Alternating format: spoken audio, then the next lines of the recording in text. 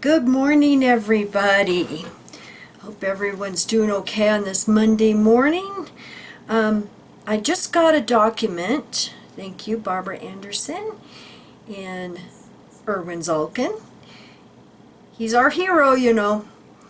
And I wanted to do a quick video on this because, many of us were upset by Watchtower's petition to the U.S. Supreme Court. And it's like we could see, all the lies and the pathetic attempts, to make excuses not to pay the fine in California.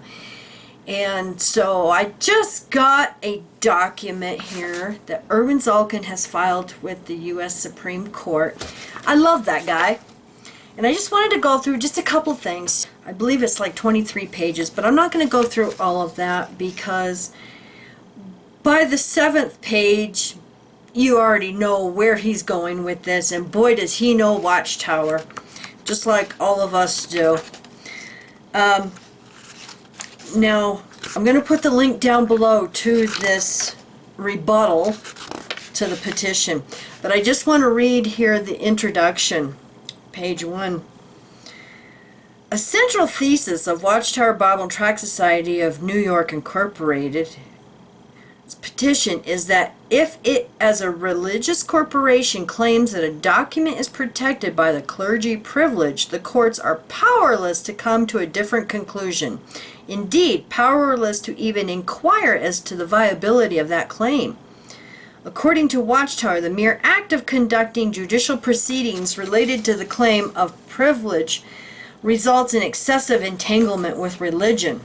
This radical position is directly at odds with hundreds of years of judicial precedents educating, sometimes applying and sometimes rejecting state law claims of clergy privilege. And, as most of us know, when you're dealing with a corporation posing as a religion, it just brings up a whole bunch of new problems. So back to the introduction, second paragraph. Applying its thesis to this case, Watchtower argues that it is constitutionally entitled to affirmatively invoke the clergy privilege and seek court rulings upholding that assertion, but simply ignore any adverse rulings, as it has done in 2 prior cases involving similar orders to produce documents evidencing child molestation by its members.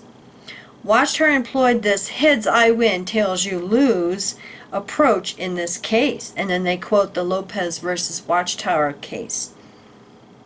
It gambled that it could disrespect the judicial process and ignore court orders while the court lacked the authority to take meaningful action to correct its disobedience. It lost that gamble and was defaulted. Oh, he's good. Page 2 at the top. The First Amendment does not exist to provide religious institutions with a free pass to operate outside of the law. And that's how most of us feel. That Watchtower thinks they're above the law. Second paragraph, the first sentence. I just, like I said, I'm just kind of skipping through this. While the constitutional positions taken in the petition are radical and overreaching, this court need not delve into them before declining review because of the myriad infirmities with the petition itself, which is permeated with blatant misrepresentations and intentional deceptive omissions. And that's exactly what we said when we were going through this. On page 3, second full paragraph. Given Watchtower's disrespect for the legal system, penchant for violating court orders, and habitual disregard for the rules of the court from which it is begging for mercy, it is not the litigant to champion any allegedly important issue before this court. This is not a case that warrants this court's time. And he's absolutely right. This shouldn't even go to the Supreme Court. Watchtower should just, humbly pay their fine and shut up. Right below that paragraph at the bottom is reasons for denying the petition. Number 1, Watchtower failed to preserve any of the questions presented by its petition. And that's what, we brought out in our video. They were just kind of all over the place, just grasping at straws and thinking of any lame excuse they could to get out of this. Watchtower ignored Supreme Court rules aimed at ensuring that issues presented in a petition for certiorari are properly before the court. For example, Supreme Court Rule number 14 explicitly itemizes what information shall be included in a petition for certiorari, ensures federal questions were timely and properly raised in the state court, and that the court has jurisdiction to review the judgment. Among other things, a petition must specify the stage in the proceedings, both in the court of first instance and the appeal courts, when the federal questions sought to be reviewed were raised.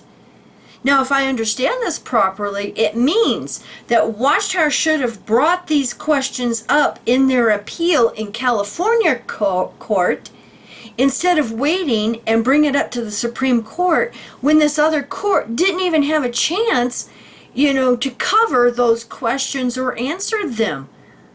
So Watchtower bypassed all of these rules and just went to the Supreme Court.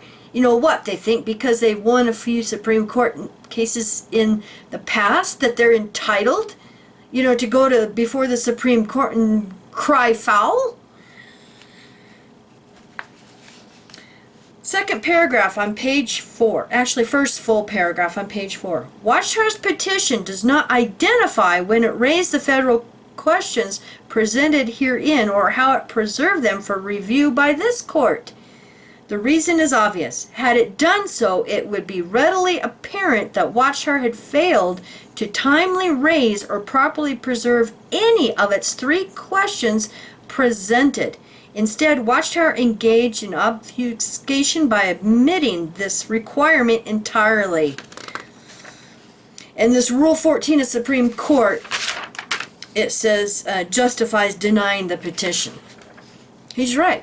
On page 5, number A, denial of certiorari as to Watchtower's first question presented is warranted because no state court has ever considered or ruled on this issue. So there again, Watchtower is bypassing all of that. In substance, Watchtower's first question presented asks whether the First and 14th Amendments limit a court's ability to adjudicate a claim that a religious entity was negligent in hiring or supervising an employee or agent who foreseeably commits a tort. Watchtower did not seek or obtain any ruling on this issue in the trial court. Although it had the opportunity to raise this issue in the Court of Appeal following the entry of its default, Watchtower made a calculated decision not to. Instead, it claimed as a pure matter of state law that J.W. had not sufficiently alleged proximate cause. Wow. Now over here on page 6, number B, Watchtower abandoned its second question presented that the First Amendment precluded enforcement of the subject discovery request by voluntarily choosing not to pursue any First Amendment claims in the California Court of Appeal. His explanation. The second question presented asserts that the trial court violated the First and 14th Amendments by rejecting Watchtower's assertion of the California clergy privilege. Specifically, Watchtower argues that by finding that it had failed to show that the molestation files were entitled to blanket protection by the California clergy privilege, the trial court effectively established a state preference for one-on-one penitential communications over other models, such as the multiple elder methods used by Jehovah's Witnesses, citing the Health Insurance Portability and Accountability Act of 1996, the HIPAA.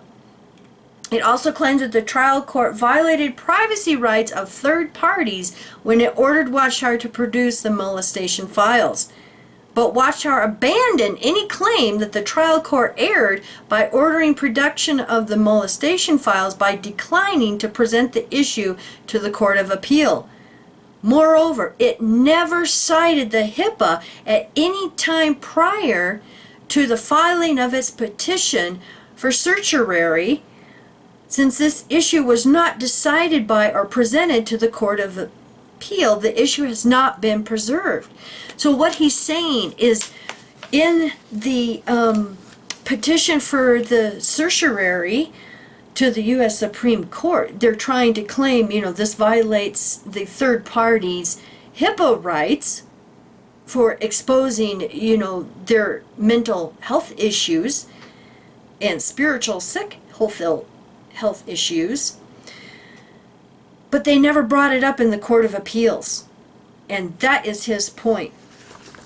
Now, I don't want to make this a long video. So, there's so much in his rebuttal that, like I said, he is our champion and our hero. And this is good. And like I said in the previous video, about this petition, is the U.S. Supreme Court, if they have any brains at all, is just going to throw this out before they even bring it before the court. Because this is all so laughable. Even to us lay persons that don't even know, we're not lawyers. We don't know all of these laws and rules and stuff. But even we could see through Watchtower's petition. So, thank you everyone for watching, and you have a great week. Bye.